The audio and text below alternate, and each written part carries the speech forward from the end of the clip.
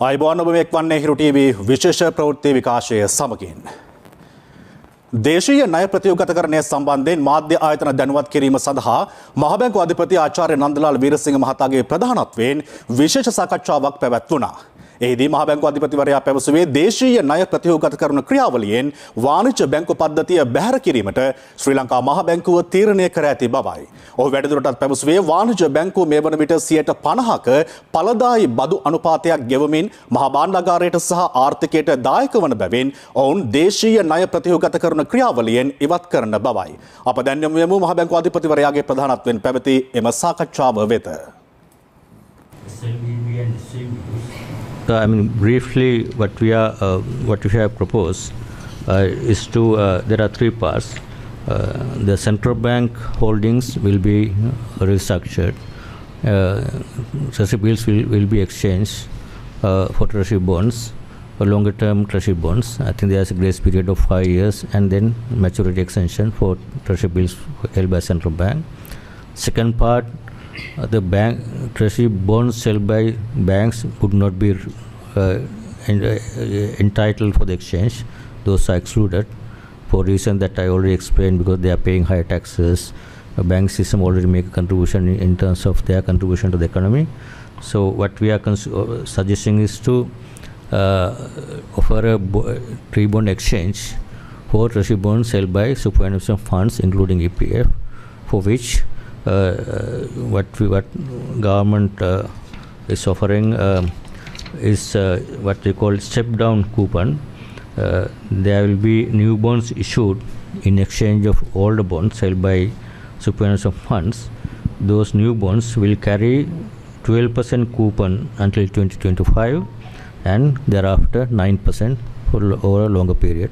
And those will be there will be 12 instruments maturing from 2027 to 2038, and until 2027 interest all will be paid at these rates, and which will this proposal will ensure EPF can pay at least 9% return to their members, and also their balances, whatever balances they are having now, will not be reduced at all. They will maintain the same balance.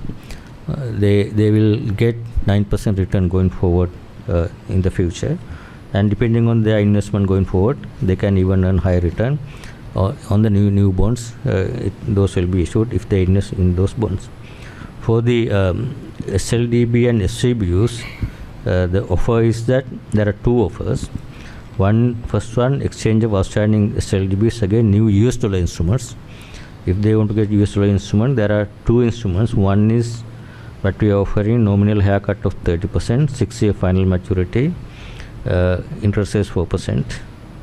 That's first one. Other one is 15-year final maturity. It's a longer repayment, no nominal haircut, but longer maturity from 2030. Final maturity 2030 is 9-year grace period, interest 1.5%. And the third option is LKR option, Lanka option, which will that under that option, government will offer 10-year final maturity, maturing in 2033. There are no grace period. Interest rates would be floating interest rates. This policy rate plus 1%. So past due interest all will be added up, and that can be settled later. So those are three options for SLDB holders. Thank you. This is in line with what you have offered the international sovereign bond holders. So, no, that's what we basically under discussion. So that's what we would expect from international bond holders. But that. No, that's what we are asking. That I mean, that's not final yet. That's what we are asking. Yeah, Governor, what would it mean for the bilateral creditors? That's also, I think, it's under negotiation. I don't think we can reveal whatever. This is under negotiations. Governor, this 9% return on EPF ETF, even if the market is at market interest rate is at 16-17%, still EPF contributors will get 9%, right? Is that what you're saying? No. So EPF, this is in terms of bond exchange. EPF can assure, EPF can provide a return of 9%. Market interest rates are for new investment now. Yeah. If you look at the whole portfolio of say 3 trillion, whole portfolio cannot be repriced at market current interest rates. So whenever they still can earn higher return if they invest new for their new funds. That's up to the EPF. At the same time, are you all considering to diversify the investment through some other means, EPF, ETF investment? No, that's up to the EPF investment committee to determine. That's completely different independent process. EPF can make their own decisions where to invest, how to invest in new instruments or diversify. That's a different thing. It has nothing to do with this thing. This is about bond exchange, that what they are holding now would be exchanged to new bonds, new series of bonds which had longer maturity and 12% interest at the beginning and 9% thereafter. Any new investment, that's up to the EPF to decide that based on their investment strategies.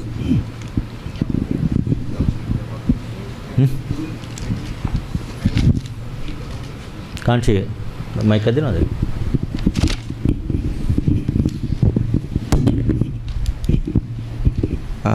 When are you planning to complete the bond exchange and the new bond auction? Bond exchange we intend to complete within the month of July, and there will be notice issued soon after the approval of the Parliament, resolution approval of the Parliament on first day. The exchange will be launched, and then there will be timelines for them to give their consent or whatever the option. And then we are hoping the bond exchange can be completed by the end of July.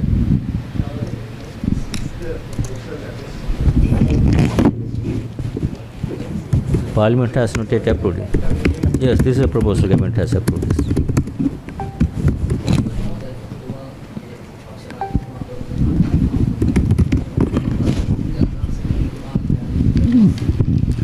මම හිතන්නේ මම වෙනත් අයක දස් ප්‍රකාශ කිරීම සුදුසු නැහැ කියලා. ඒක එතුමාලා ප්‍රකාශ කරයි දැන් කෝප් එක තියෙනවා පාර්ලිමේන්තුවේ තියෙනවනේ. අපි කිහිල්ල එතෙන්දී ඉදිරිපත් කරේ මේක තමයි විසඳුම යෝජනා කරන දේ ඉදිරිපත් කරා. එතන සාකච්ඡා වුණා සම්බන්ධයෙන්. මහ බැංකුවතුමා දැන් දේශීය ණය ප්‍රතිවගතකරණය යටතේ EPF ෆන්ඩ් එකෙන් රජයට සපයලා තියෙන ණය මේ රිඩක්ෂන් කරන්න හරි මැචුරිටි පීරියඩ් එක දීක් කරන්න හරි බලාපොරොත්තු වෙනවද? ඒක තමයිනේ දැන් කිව්වේ ඒකේ තියෙන දීපු ණය නෙමෙයි. EPF එක භාණ්ඩාගාර බඳුන් කරවල ආයෝජනය කර ලබාගත් භාණ්ඩාගාර බඳුන් කර නැවත රජයේ මිලදී අරගෙන ඒ වෙනුවට අලුතෙන් බඳුන් කර නිකුත් කරනවා. පළවෙනි අවුරුදු කිහිපය තුළ 12%ක පොලියක් ලැබෙන කූපන් එක ඉදිරි කාලය තුළ 9% පොලිය ලැබෙන විදිහට බඳුන් කර නිකුත් කරනවා. ඒගොල්ලන්ට වාර්ෂිකව පොලිය දිගටම ලැබෙනවා. පළවෙනි අවුරුදු 5 තුළ පොලිය පමණයි ගෙවන්නේ. ඊට පස්සේ මැචුරිටි 2027 එහාට ක්‍රමානුකූලව ඒ සම්පූර්ණ මැචුරිටි එක ඒ කියන්නේ කැපිටල් එක ගෙවාගෙන යනවා. ඉතින් තමයි මේ බොන්ඩ් එක සක්ෂ කළ තියෙන්නේ කරන්නේ. Governor, do you think that this exercise is enough to make Sri Lanka's debt sustainable, the DDR? That's what I mentioned. We show the debt targets that we are supposed to meet to restore the sustainability. So we hope that this is a domestic contribution, and we are in the process of negotiating with both bilateral and commercial creditors. So we hope that they also will agree to a solution. That we have 2 more months to complete. So if we agree, if all will be able to agree to the solution, then we should be able to restore the sustainability. There won't be a phase 2 of No, DDR? I don't think this is the solution. At least if you can see the numbers in the presentation, it certainly bring down the debt to GDP below 95%. Gross financing will be below 13%, and debt service payments will be 4.5% per annum. So that's a very reasonable, sustainable solution. I don't think there's any need for us to do it again. Which SOEs have been having? Anything that Central Bank has discussed? There's nothing for SOE. There's already some of the government guaranteed SOE debt has been absorbed by the government. That's in the treasury, with the treasury now. අධිපතිතුමනි මෙහිදී සඳහන් කළා මේ ප්‍රතිව්‍යුහගතකරණය කිරීමට අදාළ බිලියන 19.8ක් කියලා. එතකොට මේ EPF එකේ මේ ක්‍රියාවලිය හරහා ඒක සම්පූර්ණයෙන්ම අත්පත් කරගන්න පුළුවන් හැකියාව තියනවද? කොච්චර කාලයක් වගේ ගත වෙයිද ඒ ප්‍රමාණය අත් කරගන්න? තේරුණා ප්‍රශ්නේ පැහැදිලිද? දැන් මෙතන කිව්වා ණය ප්‍රතිව්‍යුහගතකරණය කිරීමට අදාළ වන්නේ ඩොලර් බිලියන 19.8ක් කියලා. එහෙම කිව්වද? මම දැන් නම්බරයක් කියන්නේ අපි දැන් මේ කතා කරන දේශීය ණය ප්‍රතිව්‍යුහගත කිරීමට අදාළ කොටස ඩොලර් වලින් ගත්තන් පස්සේ 19.8 බිලියන, රුපියල් වලින් ගත්තන් පස්සේ දල වශයෙන් 6 ට්‍රිලියන්.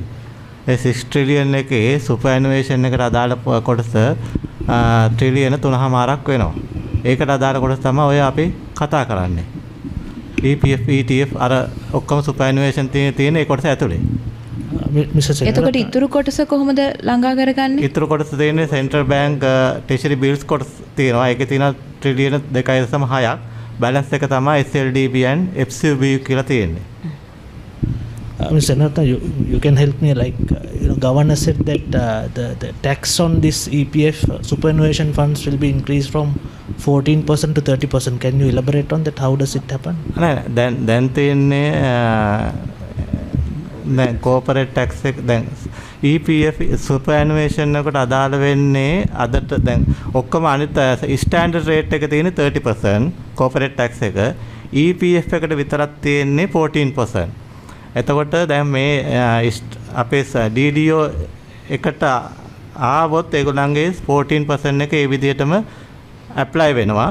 එහෙම නැත්නම් ඒගොල්ලන්ට ස්ටෑන්ඩඩ් රේට් එකට ඒ ෆන්ඩ්ස් ලයබල් වෙනවා. එතකොට දැන් ඒගොල්ලෝ choice එකක් තියෙනවා තෝරගන්න මේ DDO එකට ඒ කියන්නේ දේශීය ණය ප්‍රතිව්‍යුහගතකරණයට යනවද එහෙම නැත්නම් ඒගොල්ලෝ ඉන්නවද කියන එක. එතකොට දේශීය ප්‍රතිව්‍යුහගත කිරීමට ගියොත් ඒගොල්ලන්ට අර දැන් තියෙන 14% එකම ඇප්ලයි වෙනවා. එහෙම නැත්නම් ස්ටෑන්ඩඩ් රේට් එක විදිහට 30% ඇප්ලයි වෙන්නේ. එතකොට මොකද 30% කියන්නේ දැන් ගවර්නර් කිව්වා වගේ අනිත් ඔක්කොම සෙක්ටර් එක banking sector එක 50% තියෙනවා. අනිත් corporate ඔක්කොම insurance and other ඔක්කොම 30% තමයි ඒගොල්ලන් income tax එක liable වෙන්නේ. 14% දීලා තියෙන්නේ EPF superannuation fund වලට විතරයි. ඒතර මේක මේකට එනවා නම් ඒගොල්ලන්ට ඒ රේට් එකම තියෙනවා. එහෙම නැත්නම් 30% වලට liable වෙනවා. ඒතර choice එක තියෙන්නේ ඒගොල්ලන්ට වැඩිය වඩාත් සුසු එක මොකද්ද වැඩිම return එක තියෙන එක බලලා ඒ අනුව තීරණය ගන්න. අධිපතිතුමනි ඔබතුමාගේ ප්‍රකාශ කරපු බැංකු පද්ධතිය යටතට මේ මූල්‍ය ආයතනත් අඩංගු වෙනවද? ඔව් මේ බැංකු පද්ධතිය කියන්නේ මේ සම්පූර්ණයෙන් මේ ඒ කියන්නේ මහජන තැන්පතු ලබා ගන්න ආයතන කිසිම දෙයකට මේක ඒගොල්ලන්ට මේක අදාළ වෙන්නේ නැහැ. Governor, yeah. Can you explain on the phase 2 of DDO where you're going to get a hit, the central bank is going to get a hit, the biggest hit, I think. Yeah. Explain that. And then if you were going to safeguard the banks, why did you create or there was an impression created that there'll be a run on the banks and extend with the 5-day holiday. Was that relevant? Yeah, I think that's a misunderstanding. So, I mean, you as a, respected financial journalist would know when these things are announced, and there could be a lot of speculation, manipulation in the markets if markets are kept open.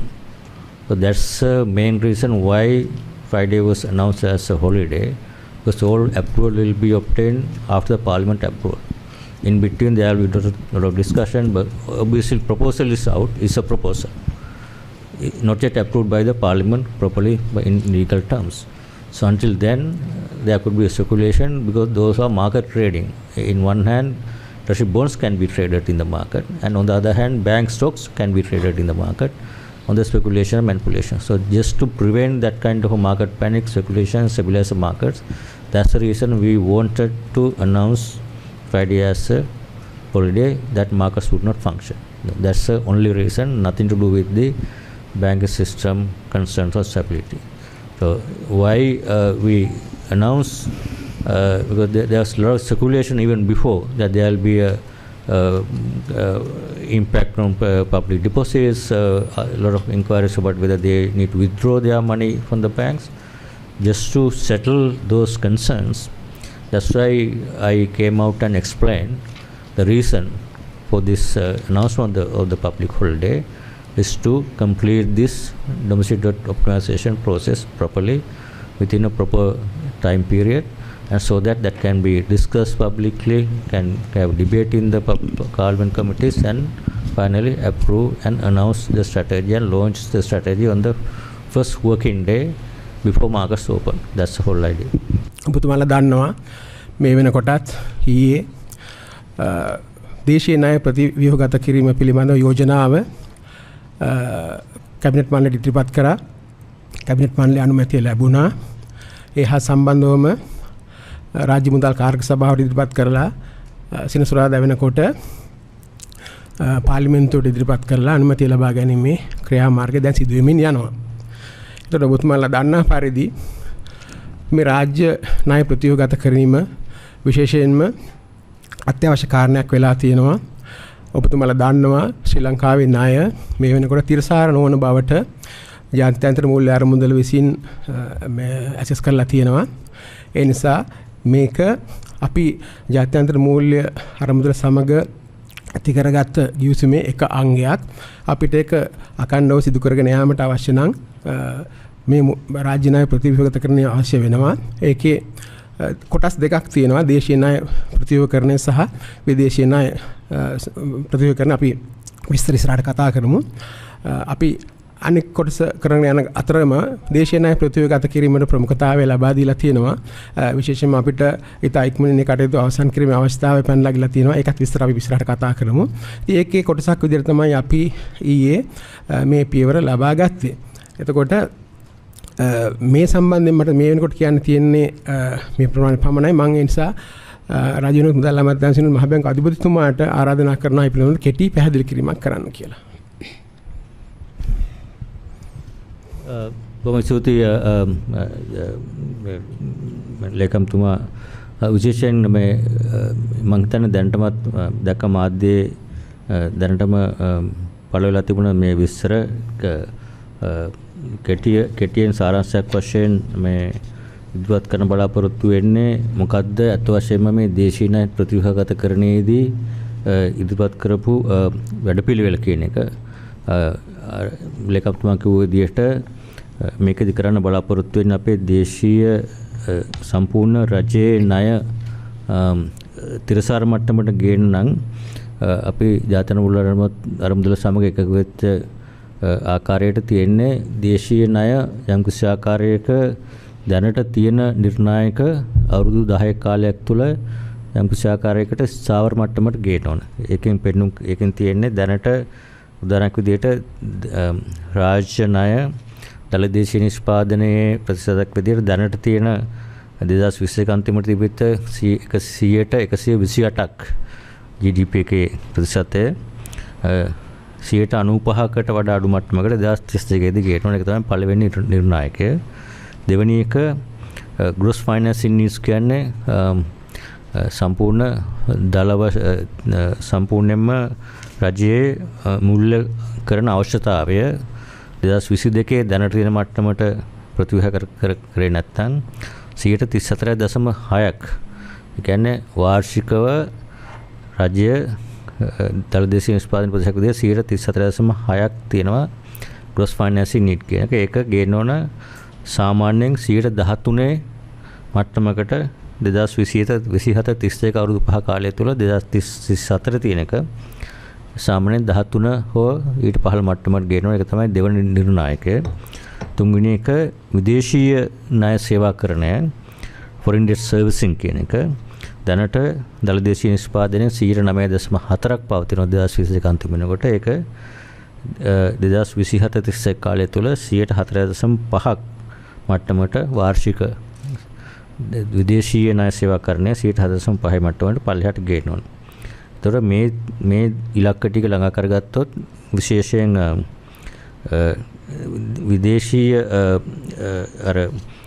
විදේශීය සංචිතවල හෝ විදේශීය external financing gap කියන එක කොච්චර විදේශීය වශයෙන් අරමුදල් financing gap එක fill කරන්න ලැබෙන සහනය $16.9 billion වලින් අඩු වෙනවා. මේ ඉලක්ක තුන ළඟා කරගත්තා. ඒ ඉලක්ක තුනේ ළඟා කර ගැනීමේදී තියෙනවා කොටස් තුනක්. පළවෙනි එක තමයි ඒකේ අපේ bilateral කියන්නේ official bilateral කියලා කියන්නේ ඔය ජපානයේ චීනයේ වගේ රටවල ගත්ත මේ නිල වශයෙන් ගත්ත ණය, එතකොට දීපාර්ශ්වික ණය සාකච්ඡා පරිශ්‍රබ්බ කරගෙන යනවා. එතකොට ඒක එක ආකාරයක ඒගොල්ලන්ගේ ණය ප්‍රතිපත්ති කිරීම. දෙවෙනි එක වාණිජ්‍ය වශයෙන් ගත්ත අර මේ දේශීය මේ විදේශීය සවරින් බොන්ඩ්ස් වලින් ගත්ත ඒවා. එතකොට කොමර්ෂල් බේසිස් එකේ ගත්ත ඒවා සාකච්ඡා කරගෙන යනවා. එතකොට තුන්වෙනි කාරණය තමයි මේ ඉලක්ක ළඟ කරන්නේ දේශීය ණයත් යම් කිසි ආකාරයකට ප්‍රතිවිගත ප්‍රසස්සිකරණයක් කරන්න යනවා. ඒක තමයි ඒ අංශ තුනෙන් තමයි මේක ගන්න බලාපොරොත්තු වෙන්නේ. එතකොට ඒක වෙන වෙනම සාකච්ඡා කරගෙන යනවා. එතකොට ඒකේ පළවෙනි ඒක එක පියවරක් තමයි මේ දේශීය ණය ප්‍රසස්සිකරණය කියන එක. ඒතර ඒක කොහොමද කරන්න කියන එක දේශීය ණය ප්‍රසස්සිකරණය කිරීමේදී එක ආකාරයක් තමයි රජයේ බදු වැඩි කළා අර රජයේ ප්‍රයිමරි සර්ප්ලස් එක කියන එක 2.3කට දැනටම එකක් වෙලා තියෙනවා නදි කාලිනව. එතකොට ඒක 2.3 ලක්ෂ කරකැවීමේ කොටසක් ගන්න පුළුවන්. නමුත් ඒක ප්‍රමාණවත් නැති නිසා ඒක ගන්නේ බදු වැඩි කරලා ආදායම වියදම අඩු කරලා ඒක දැනටම පාර්ලිමේන්තුව අනුමත කරපු ක්‍රමයකින් යනවා.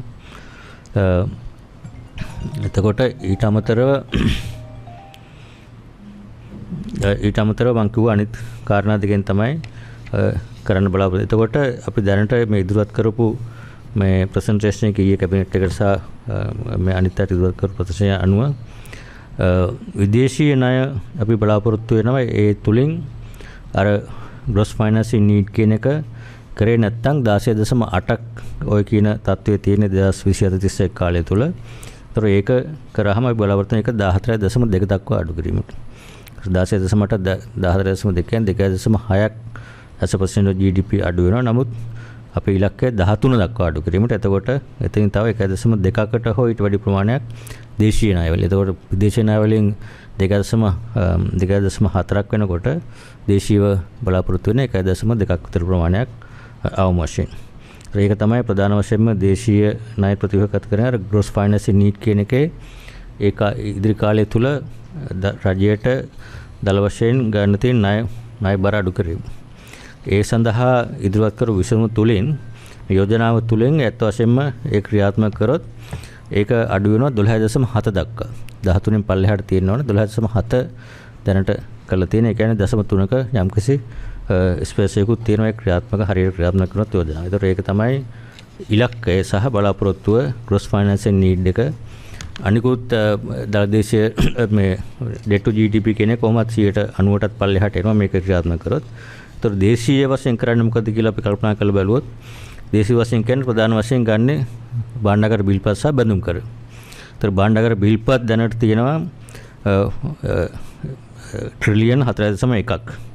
ඒකෙන් 62.4ම තියෙන මහ බැංකුව සතුව. ඒතර අපි හැමෝම දන්නවා කලින්ම යෝජනා කරලා තිබ්බ මහ බැංකුව සතුව ඒවයින් ප්‍රතිශත රීස්ට්‍රක්චරින් වලට එකඟ වෙලා අපේ තියෙන භාණ්ඩාගාර බිල්පත් ඉදිරි කාලීන භාණ්ඩාගාර බැඳුම් කර බවට පත් කරන්න එකඟ වෙලා තියෙනවා. ඒතර ඒ තුලින් තමයි මේ 1.1.2 කියන අවශ්‍යතාවයෙන් 101ක්ම දායකත්වය ලැබෙන්නේ මහ බැංකුව සතු භාණ්ඩාගාර බිල්පත් රීස්ට්‍රක්චරින් කියන්නේ මේ බොන්ඩ්ස් වලට භාණ්ඩාගාර බිල්පත් සහ වල බිල්පත් ප්‍රමාණය බැඳුම් කරවල දීර්ඝකාලීන බැඳුම් කරවලට මාරු කිරීමෙන් එක්ස්චේන්ජ් එකෙන් එක කොටසක්. ඒකෙන් 101ක් වුණාට තවත් යම්කිසි ප්‍රමාණයක් අවශ්‍ය වෙනවා. ඉතුරු ප්‍රමාණය ලබා ගන්න තමයි අපි බැලුවේ භාණ්ඩාගාර බැඳුම් කර කොච්චර තියෙනවද කියලා.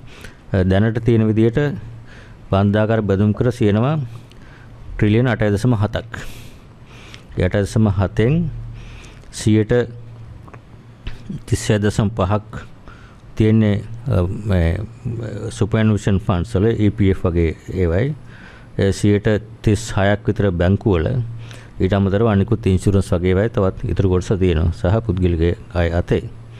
මෙතනින් අපි බැලුවාම සොලියුෂන් එක අපි යෝජනා අපිට මේ විදිහට යෝජනා කරලා තියෙන විශේෂයෙන්ම බැංකු පැත්තෙන් අපේ බලන්නේ කොහොමද බැංකු පද්ධති ඉස්සාවිතරක් ගන්න. අනිත් පැත්තෙන් EPF එක පැත්තෙන් මොකද්ද ඒගොල්ලන්ට ලබා දෙන්න පුළුවන් හොඳම විසඳුම. මොකද මේ EPF එකේ කස්ටෝඩියන් විදිහට ඉන්නේ මහ බැංකුව. ඒතකොට ඒ අනුව තමයි මහ බැංකුව මේ නෙගෝසියේෂන් වල සම්බන්ධ වෙලා තියෙන්නේ.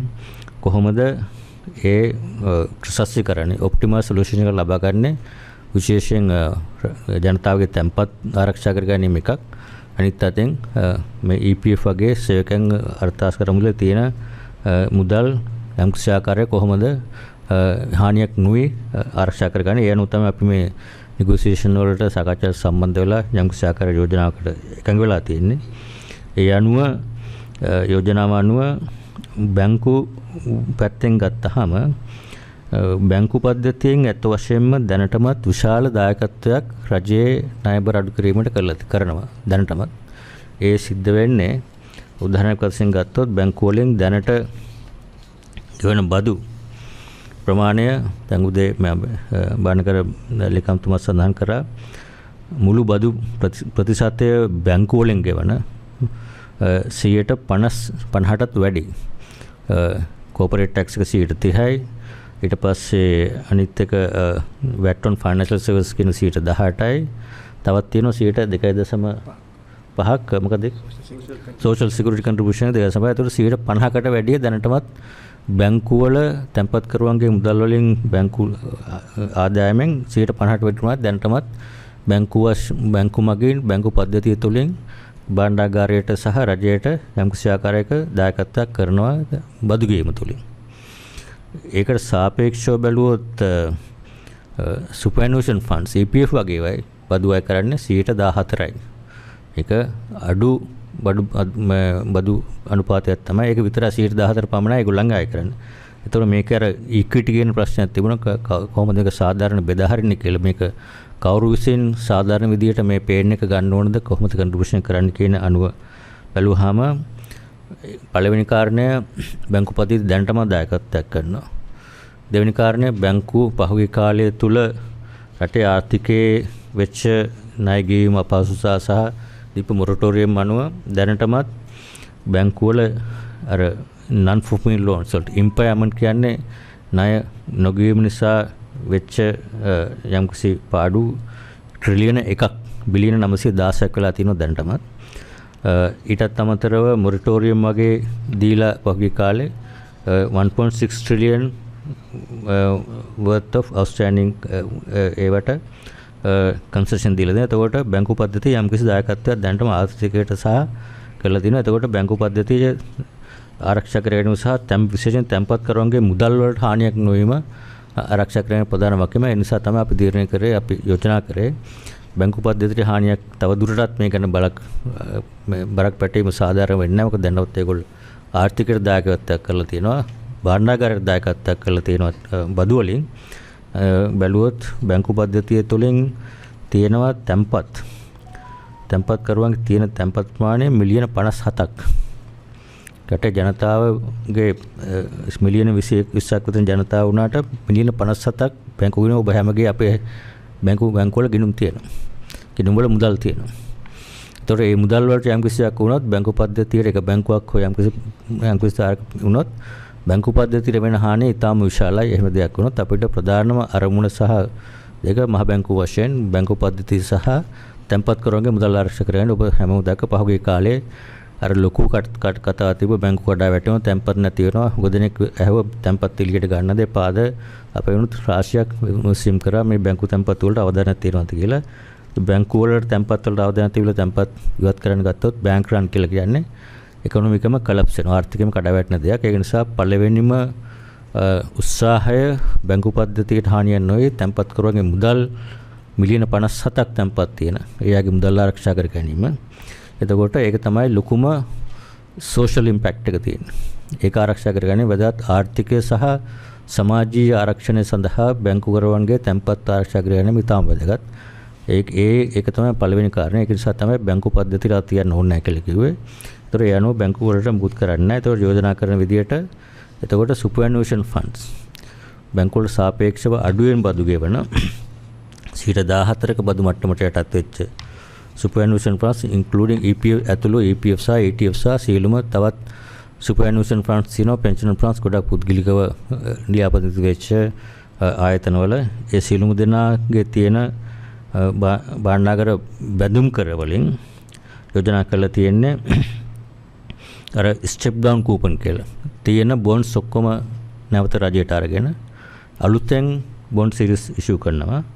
ඉෂුව කරනකොට 2025 වෙනකම්ම 100ට 12ක් කූපන් හම්බ වෙන විදියට. එතකොට 12ක් හම්බ වෙනවා 2025 ගාන අලුතෙන් ඉෂු කරන බොන්ඩ්ස් එක වලට. ඉතින් එහාට දිගටම 9ක් කූපන් එක හම්බ වෙනවා. එතකොට මේ යෝජනා කරපු ක්‍රමය තුළ විශේෂයෙන් අපි EPF එකේ කියන එක අපි බැලුවාම විශාලම ෆන්ඩ් එක 9ක් අනිවාර්යයෙන්ම ඒගොල්ලන්ගේ ඉදිරි යනකොට ඉදිරි වසර කිහිපය තුළ 9 රිටර්න් එක ඒගොල්ලන්ට හැම අපි දන්නවා EPF තියෙන අයගේ තමන්ගේ ස්ටේට්මන්ට් එක ආවහම කොච්චරද බැලන්ස් එක කියලා මාස 6කට සැරයක් EPF එකෙන් එවනවා. ඒක තියෙන බැලන්ස් එකට කොච්චර පොලියක් ලැබුණාද කියලාත් අපි වෙනවා. ඒ මුදල අපි සහතික කරනවා මේ තියෙන බොන්ඩ් එක්ස්චේන්ජ් එක තුලින් 9 දිගටම ගෙවන්න පුළුවන්. අඩුම ගන්න ඊළඟ අවුරුදු දෙක තුන තුල. එතනින් එහාට ආයෝජනය කරන හැටියට රිටර්න් එක හම්බෙන විදිහට උද්දමනේ 5% නම් මම හිතන්නේ අවම 9 නිසා 9 ගෙවන්න පුළුවන් ඒක කියලා අපි විශ්වාස කරන ඉදිරියේ දීර්ඝ කාලිනව. එතකොට ඒ 9 ගෙවීම ආරක්ෂා වෙනවා. අනිකුත් වැදගත් කාරණේ තමයි තමන්ගේ EPF එකේ තියෙන බැලන්ස් එක දැනට තියෙන ස්ටේට්මන්ට් එකේ තියෙන බැලන්ස් එක ඒක අඩු වෙන්නේ නැහැ. එහෙමම තමන්ගේ තියෙන බැලන්ස් එක එහෙමම තියෙනවා. ඉදිරියේදී ලැබෙන්න තියෙන රිටර්න් එක ආයෝජනයේ ලැබෙන ප්‍රතිලාභය 9 සහතික කරනවා. તો රජයේ පැත්තෙන් සහතිකයක් දීලා තියෙනවා. යම් කිසි ආකාරයකට ඒක අඩු වෙනවා නම් 9 යම් කිසි ආකාරයක අඩුවක් වෙන්නේ නැහැ කියලා අපි විශ්වාස කරන්නේ. වුණොත් භාණ්ඩාගාරයේ පැත්තෙන් ඒ අඩුව පුරවන කියන එක තමයි ඒක තමයි මේකේ වැදගත්ම සාක්ෂි. එතකොට මේකේ අපි කරලා තියෙන්නේ අනිත් එක තමයි ඒතර මේක සහභාගී වීම ධර්මවත් කිරීම සඳහා එහෙම තමන්ගේ ඒ භාණ්ඩාගාර බඳුම් කර හුවමාරුවට සහභාගී වෙන්නේ නැති අයට නැත්තම් ඒගොල්ලන්ට තියෙන choice එකක්. ඒක තමයි එහෙමනම් සාමාන්‍ය අනිත් අය බදු ගෙවන 14 වෙනුවට 30ක් ගෙවන්න පුළුවන්. එතකොට EPF එකට හරි අනිත් සුපර්ඇනියුෂන් ෆන්ඩ්ස් ඕනම එකකට තියෙන තෝරා ගැනීම තමයි මේ මේ ඔෆර් කරපු එක්ස්චේන්ජ් එකට එක්ක සහභාගී වෙන්න කැමැත්ත ප්‍රකාශ කරන්න පුළුවන්.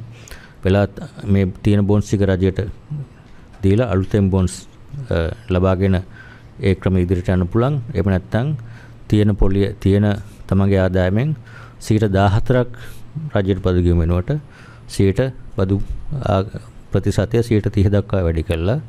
එතකොට රජයට ඒ පැත්තෙන් ඒ සහනය ලබා ගැනීම තමයි බලාපොරොත්තු වෙන්නේ. එතකොට ඒක තමයි දල වශයෙන් එක අනිත් එක පොඩි දෙයක් තියෙනවා අර රාජ්‍ය බැංකු ඒවා තියෙනවා SLDB සංවර්ධන බඳුන් කර සහ FCB loans කියලා යම්කිසි පොඩි ප්‍රමාණයක් තියෙනවා. ඒ ටිකත් යම්කිසි ආකාරයක options 3ක් තියෙනවා. එකක් මේ අර ISP වලට ඔෆර් කරපු විදියට එකක්. එහෙම නැත්නම් බයිලැටරල් විදියට ඔෆර් කරපු රිස්ක් කිරින් ඩොලර් වලින් දෙනවා නම් එහෙම නැත්නම් රුපියල් වලින් ගන්න පුළුවන්. මම හිතන්නේ බැංකුව වඩාත් කැමති දක්වන්න අපි හිතන්නේ ඒක රුපියල් වලින් එක්ස්චේන්ජ් කරන එක. ඒගොල්ලන්ට පොලිස් රේට් එක අපේ මේ තියෙන ප්‍රතිපත්ති පොලියන පාතියට 100 එකක් වැඩි කරලා ග්‍රේස් පීරියඩ් එකක් නැතුව ඒකට දීර්ඝ කාලින බොන්ඩ්ස් ගන්න පුළුවන්. ඒවට සමහර ඒවාට සෙටල්මන්ට් වලට අඩු අයට කෑෂ් දෙන්නත් යම්කිසි භාණ්ඩාගාර තීරණ කළ කරන්න පුළුවන්. ඒක පොඩි ප්‍රමාණයක් තියෙන්නේ. ඒතර ඕක තමයි විශේෂයෙන් දේශීය ප්‍රතිස්ථාපනය සඳහා ඉදිරිපත් කරපු යෝජනාව. ඒක තමයි දැන් ලේකම්තුමා කිව්ව විදිහට පාර්ලිමේන්තුවට පබ්ලික් ෆිනාන්ස් කමිටු එකට ගිහලා පාර්ලිමේන්තුවට ඉදිරිපත් කළා. මේ කාලය තුල අවසන් කරාම ඊළඟ වැඩ කරන පටන් ගන්න දින තුල මේකට නෝටිස් එකක් අනවුන්ස් කරන ලොන්ච් එක. එතකොට සති කිහිපයක් ඇතුළත බොන්ඩ් එක්ස්චේන්ජ් එක කරලා අපි බලාපොරොත්තු වෙන මේ මාස අන්තිම වෙනකොට බොන්ඩ් එක්ස්චේන්ජ් එක කම්ප්ලීට් කරලා අලුතෙන් බොන්ඩ්ස් පරණ බොන්ඩ්ස් අරගෙන අලුතෙන් බොන්ඩ් ඉෂුව කරලා මාකට් එක ජූලයි මාසය ඇතුළත මේක සම්පූර්ණ කරන්න තමයි බලාපොරොත්තු වෙන්නේ. Central Bank obviously we already announced it earlier, that is not new thing. Treasury bills held by Central Bank is about I think more than 2.6 trillion. The stock will be exchanged for treasury bonds for a maturity, I think can't remember the numbers, is we will be getting 4 instruments maturity from 2032 carrying 4% equal to 4% of tender amount.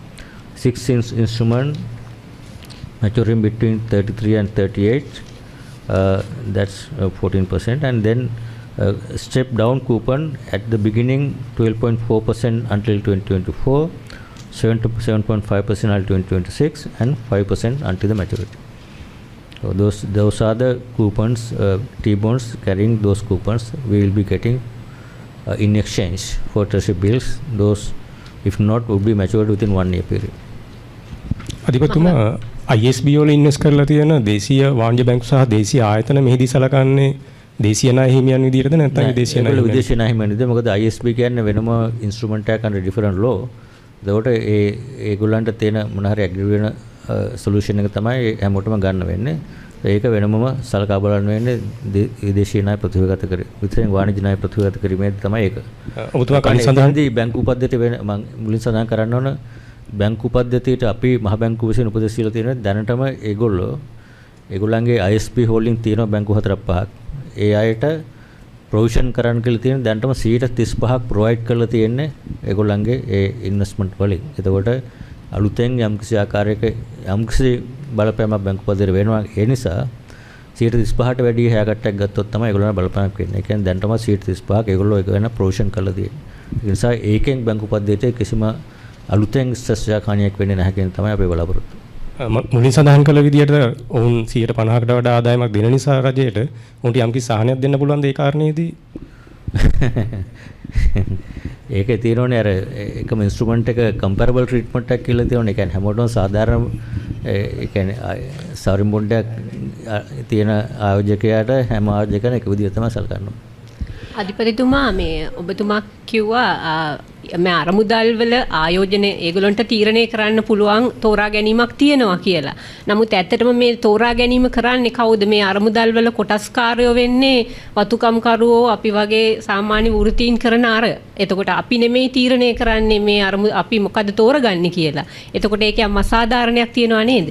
ඒක තෝරා ගැනීම කරන්න තියෙන ඒක අරමුදල් වල පාලනය කරන තියෙනෝනේ අපි කියමු දැන් EPF එක නම් මුදල් මණ්ඩලය තමයි කස්ටෝඩියන්. නමුත් ඒ මුදල් මණ්ඩලය කියන්නේ රජයේම පත් කරපු පිරිසක්. කම්කරුවෝගේ නෑ දැන් මේ රටේ තියෙන නීති අනුව EPF එකේ නීති අනුව මුදල් මණ්ඩලය තමයි යම්කිසි ආකාරයකට ඒ සමාජිකයන් වෙන්නේ මේ අරමුදල බාරකරු විදියට. එතකොට මේ රජය විසින් කියනකොට ඒ කියන්නේ රජයනේ ණය දෙන්නේ. අපි තමයි ඒකට EPF තමයි ඒකට ආයෝජනය කළේ. ඒක නිසා තමයි අපි සම්බන්ධ වෙන්නේ මේකට. උදාහරණ මේ EPF එකේ සමාජිකයන් වෙනුවෙන් ගන්න පුළුවන් හොඳම විසඳුම මොකක්ද කියන එකට තමයි අපේ දායකත්වය මේ සාකච්ඡාවේදී සිදු වෙන්නේ. එතකොට ණය දීපු පුද්ගලයා විදියට රජයට කියන්න පුළුවන් මේ අවස්ථාවේදී රජයේ ණය ගැනීමේ තිරසාර බලයක් නැහැ. මේ ඉදිරියට අපිට ණය ගන්න බෑ කියලා කිව්වොත් අපිට EPF එක නේ කාඩ්වත් සතයක්වත් හම්බෙන්නේ නැති වෙන්න පුළුවන්. හැබැයි මෙතෙන්දී සාකච්ඡා කරලා ණය මෙතෙක් කල බාණ්ඩාගාර බිල්පත් බදුම් කර EPF එක සහ ආයෝජන කරපු අයට කිසිම අඩුවක් නැතුව මුදල පොලිය හැම එකම මෙතෙක් කල සියලුම දේ ගෙවලා තියෙනවා. මේකත් කල්පනා කරන්න ඕනේ. ඒ කියන්නේ රජයට කොච්චර මුදල් අමාරු තිබ්බත් බාණ්ඩාගාර බිල්පත් සහ බදුම් කරවලට මෙතෙක් සියලුම ආයෝජන වලට ඒ ආකාරයට ගෙවලා තියෙනවා. හැබැයි විදේශීය අයට දැන් ගිය අවුරුදු අප්‍රේල් ඉඳන් ගෙවීම නවත්තලා තියෙනවා. ගෙවීමට නොහැකි වීම නිසා. එතකොට මේ දිගටම ගියොත් එහෙම වෙන්නේ රජයට මේ ආකාරයට මේ පොලි වලට රජයේ ආදායම හැපෙනවද අඩු කියලා.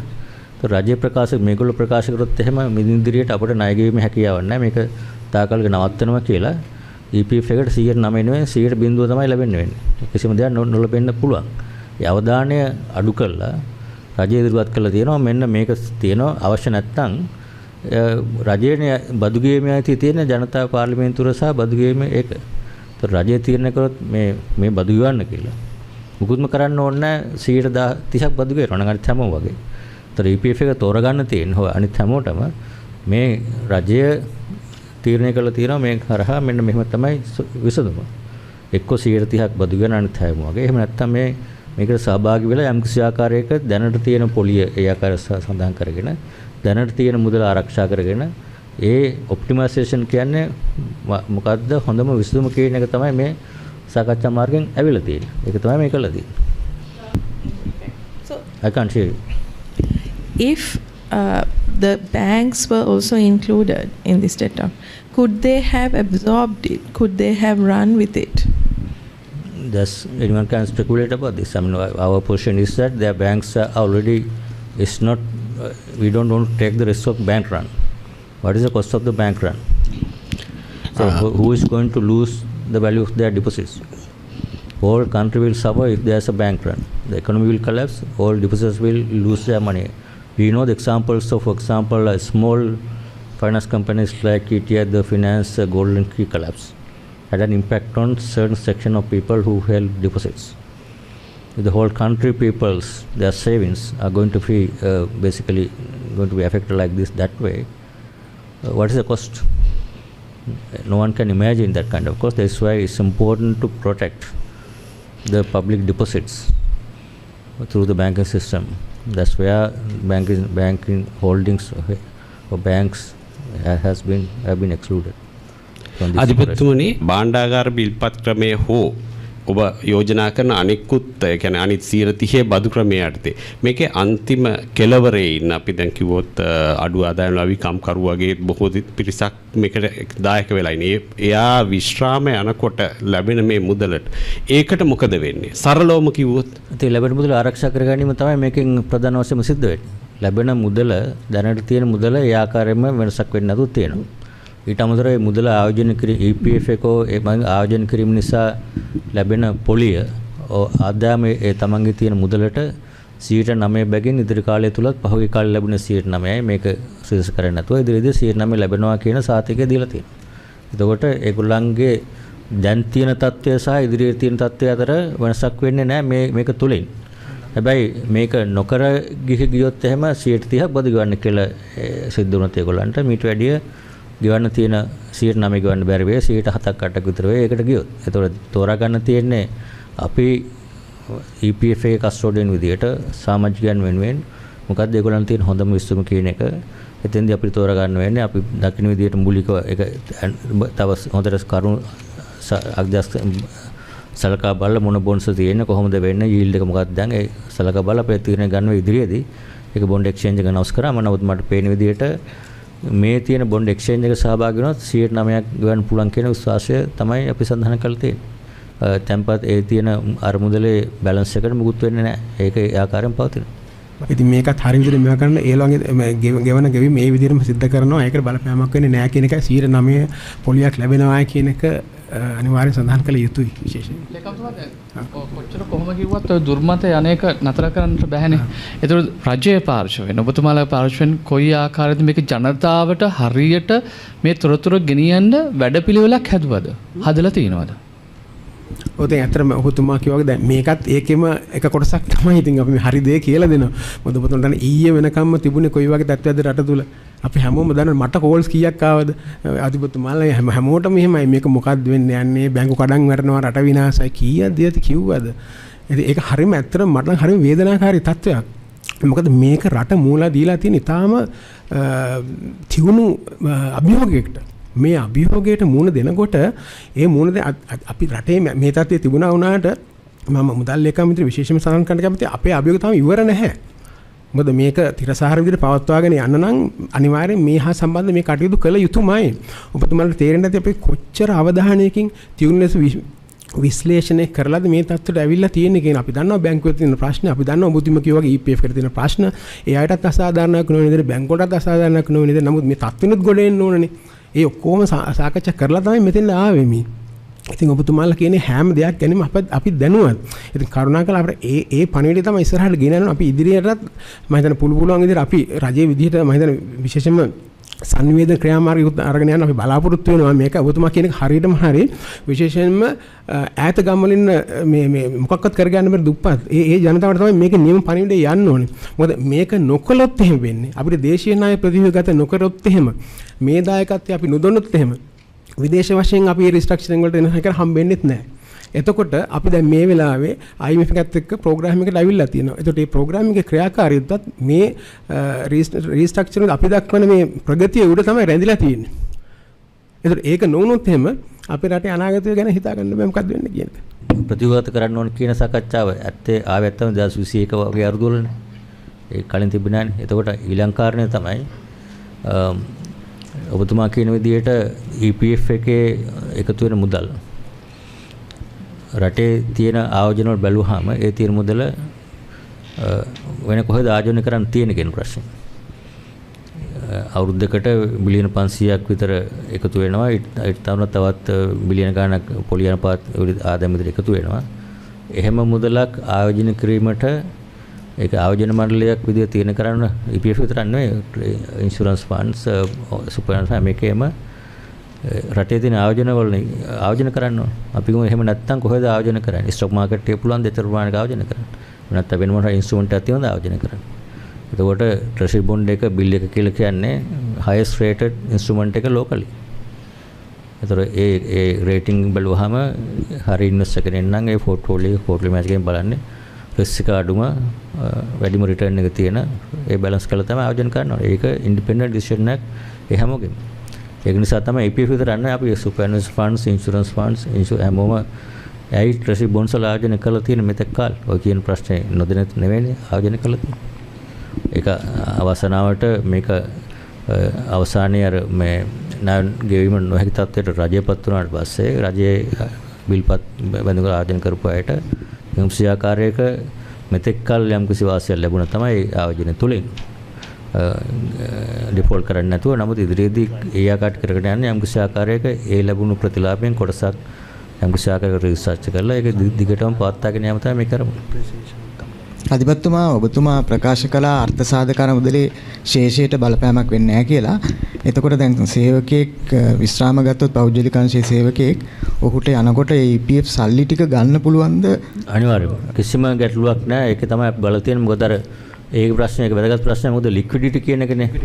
එතකොට අපි ඒක EPF එකේ සාකච්ඡාවේදී බැලුව විශේෂයෙන් අනිකුත් ස්පෑම් ෆන්ඩ්ස් වල ලික්විඩිටි වල ප්‍රශ්නයක් වෙනවද කියන්නේ. ඒතර ඒක බැලුවම කන්ට්‍රිබියුෂන් සහ ඒක තියෙන ආදායම ඉතා විශාලයි ගෙවීමට අවුරුදු 55ව සම්පූර්ණ වෙච්ච අයට ඕන වෙලාවක ලබා ගන්න. ඒතර කිසිම ගැටලුවක් නැහැ. ඕන කෙනෙක්ට කල් පිරුණාම හරිය 130ක් යම් කිසි අවස්ථාවක් ගන්න පුළුවන් දෙයි. ඒ ගැනීමට කිසිම බාධාවක් නැහැ. ඒ සඳහා අවශ්‍ය ලික්විඩිටි EPF එකේ තියෙනවා. මේකෙන් ඒකට හානියක් වෙන්නේ නැහැ. ඒතර අධිපතිතුමා දැන් අර 2025 වෙනකන් 112 ගානේ ගෙවනවා. ඊට පස්සේ 109 ගානේ කොච්චර වසර ගානක් සහතික කරන්න පුළුවන්ද?